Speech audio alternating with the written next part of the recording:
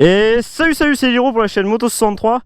Aujourd'hui on se retrouve dans une balade avec une petite Gazga, je sais plus de 2004 temps, mais 2005, non, 2006 12. 2012, ouais, je suis un enfoiré moi. Hein. Et une Husqvarna de 2022 et la petite Sherco. Donc aujourd'hui je vais vous expliquer pendant un petit peu la balade pourquoi je suis passé sur un 125. Je vais m'en faire le débrief avec vous. On va rouler ensemble, on verra un petit peu les caractéristiques d'un 125, ce qui pêche, ce qui va mieux, etc. J'ai fait préparer les suspensions, donc aujourd'hui je vais un peu en parler, mais je ferai une vidéo dédiée à ça parce que je pense qu'il y a beaucoup à dire sur ça et peu de gens en parlent vraiment des avantages qu'on a. Moi j'ai jamais fait préparer de suspension, tout le monde me disait avant ouais c'est pour des pimpins, c'est le pilotage qui compte, blablabla. On verra, voilà, allez go. Déjà je vais me répéter un petit peu sur le début de la vidéo, donc si vous voulez passer au bout d'une minute, je vais commencer à débattre vraiment sur le 125. Là je vais vous expliquer mon ressenti. Alors pour moi il y a trop de gens qui ont des 250, des 300, de temps je parle, hein, qui n'ont pas la capacité de les piloter.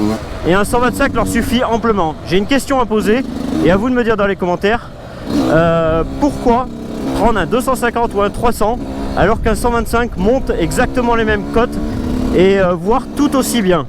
Pourquoi? Répondez-moi dans les commentaires. Pourquoi? À quoi ça sert? Dites-moi pas plus de couple, parce que plus de couple, c'est faux et vrai. Ouais, regarde là, je peux rouler sur le couple avec une 125 un peu. Regarde, je suis sur le couple là, je la fais pas gueuler. Regarde.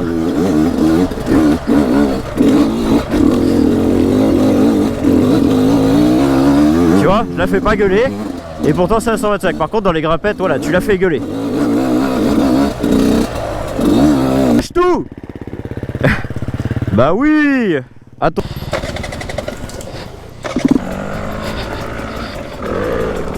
Hop là.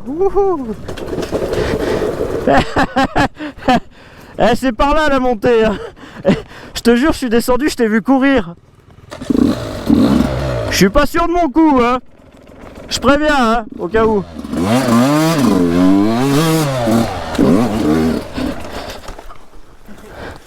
Bon, c'est pas grave, hein, écoute, si j'avais eu plus de gaz, je serais monté.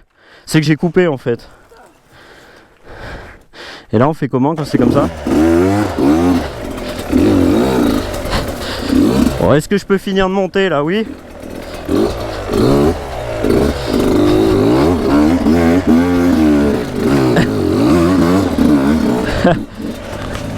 Comme elle est rabaissée, ça m'a permis de faire un petit pied anglais léger pour recaler la moto et monter, alors que j'aurais pas pu le faire si elle avait été un peu grande.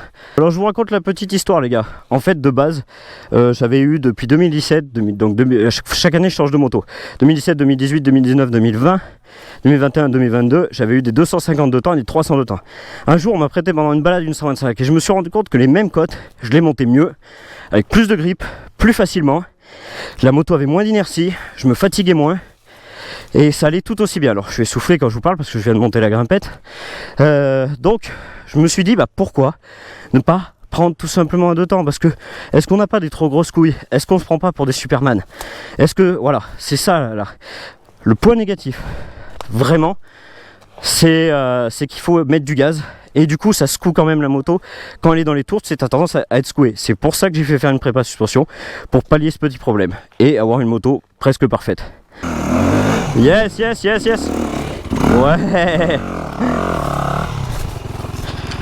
Tu vois le fait qu'elle soit petite, tu vois je suis là, regarde j'ai le pied, je sais pas si on voit, j'ai le pied bien à plat.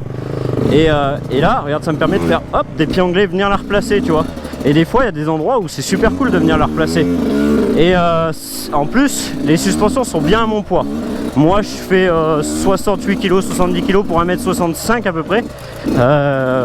Ça dépend l'époque. L'époque au niveau du poids, hein, pas au niveau de la taille les gars, hein. Je change pas de taille. Mais voilà.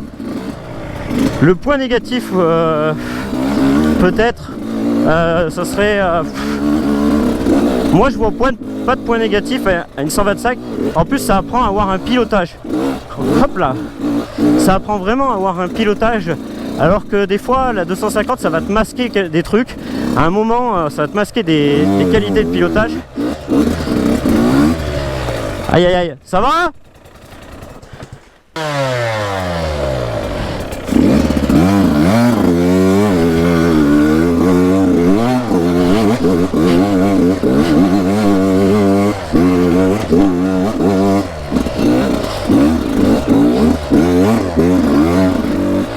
Hop là, au moins je suis monté. Oh, elle va bien, tu vois, regarde, je monte les mêmes codes que les autres, tout va bien. J'ai pas mis tant de gaz que ça là, hein, tu vois. J'étais en deuxième, tranquille, sur le couple. Faut savoir que la Sherco, oulala, faut savoir que la Sherco elle a énormément de couple. C'est une très très bonne moto. Et comme je disais juste avant, à un moment en 250, bah, comme c'est le 250 qui gomme les défauts de ton pilotage, elle va tomber. Et ben en fait, un jour ou l'autre tu stagnes. Alors qu'avec la 125, peut-être de revenir en 125, en tout cas pour mon cas, ça va m'apprendre à être techniquement meilleur. Et à force d'être techniquement meilleur, ben, peut-être le jour où je repasserai sur une 250 4 temps, ou 4 temps c'est un entre-deux entre le 125 de temps et le 250 de temps pour le couple qui est un petit peu meilleur, et ben j'aurai une technique, j'aurai acquéri cette technique, elle va pas s'en aller. Je pense qu'il y en a qui devraient réfléchir à ça, et beaucoup, sans prétention bien sûr. C'est pas filmé, hein, parce que je t'ai vu partir, j'ai fait ouais il va passer et j'entendais le moteur. J'aimerais bien essayer la 4 temps comme ça, voir ce que ça vaut. Vas-y, je peux essayer là, je te la redescendrai au pire. Okay. Ça, le démarreur, il aurait dû le mettre ici, là. Enfin, ils ont dû le mettre comme ça en concession. Hop! En première ou en deuxième?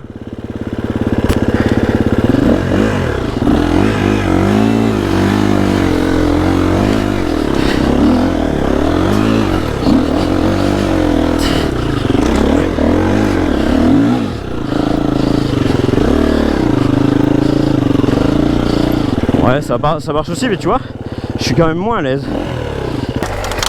Allez.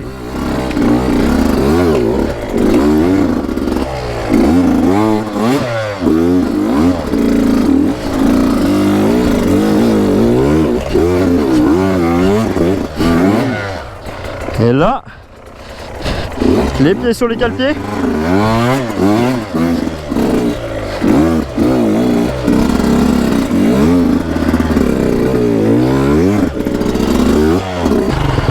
Un, deux, vas-y. Mets ton poids dessus un peu. Vas-y, mets ton poids dessus, accélère là. Vas-y, attends. Vas-y. Vas-y.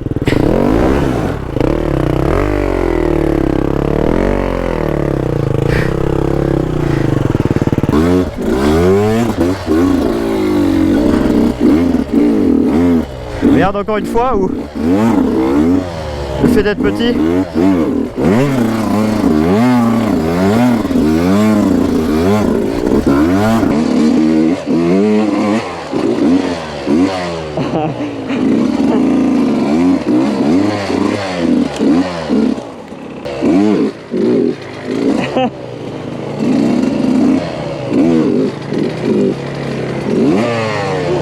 Au milieu des arbres, le petit. Je fais des pieds au milieu de la forêt tranquille avec ça.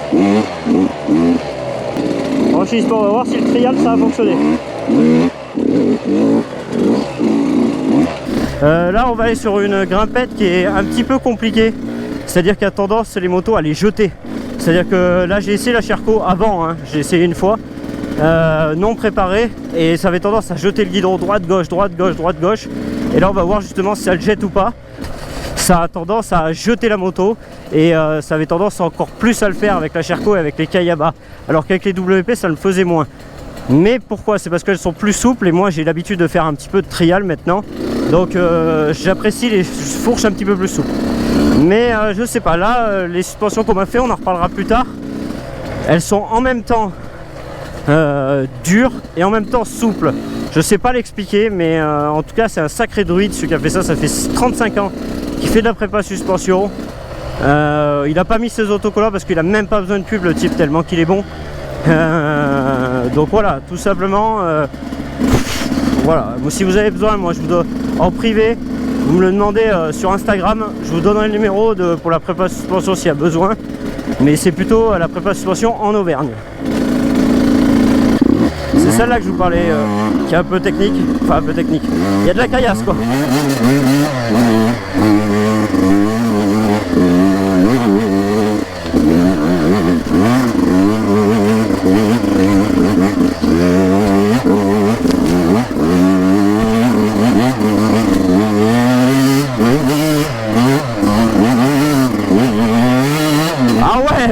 Ah ouais, elle me jette pas du tout.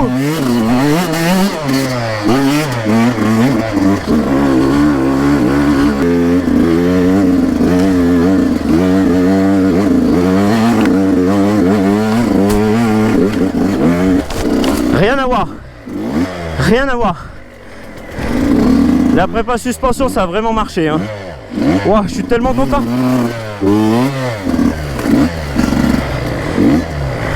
Cette vidéo, elle aura été vraiment très courte, mais je pense que j'aurais été concis dans ce que je voulais dire. J'aurais été direct à l'essentiel, j'aurais pas tourné autour du pot. La seule chose qu'on s'aperçoit avec un 125, c'est qu'il faut pallier ce manque de puissance par de la technique. Pour certains, ça va être un point négatif, parce que pour ceux qui roulent très peu et qui n'ont pas trop envie d'évoluer, ils se diront bon, allez, la puissance fera le travail à ma place, j'augmenterai jamais de niveau par contre, mais ça me suffira bien pour faire de la rando, de la balade avec les copains, etc. Ce que je fais aussi d'ailleurs, de la balade avec les copains. Mais ceux qui ont envie justement d'évoluer, de gagner en technique, ce serait peut-être bien de redescendre en 125 pour remonter un jour. Il n'y a rien de fermé. Mais du coup, ce manque de puissance en quelque sorte, et encore, c'est vraiment que sur certaines grandes grimpettes, il faut la pallier par de la technique. Voilà, tout simplement. Je pense que c'est le mot de la fin. Vous n'oubliez pas dans les commentaires, lâchez-vous. Dites-moi ce que vous en pensez, justement pourquoi, cette question que j'ai posée au début, pourquoi on ne prendrait pas une 125 alors qu'on monte presque tout pareil? Qu'est-ce qui empêche? Pourquoi on ne prendrait pas une 125? Voilà. Et donnez des arguments, faites-vous plaisir, moi je lis tous les commentaires et ça me fera plaisir. Voilà. Bon, à plus tard sur cette belle journée et bis les gars, à une prochaine vidéo d'enduro.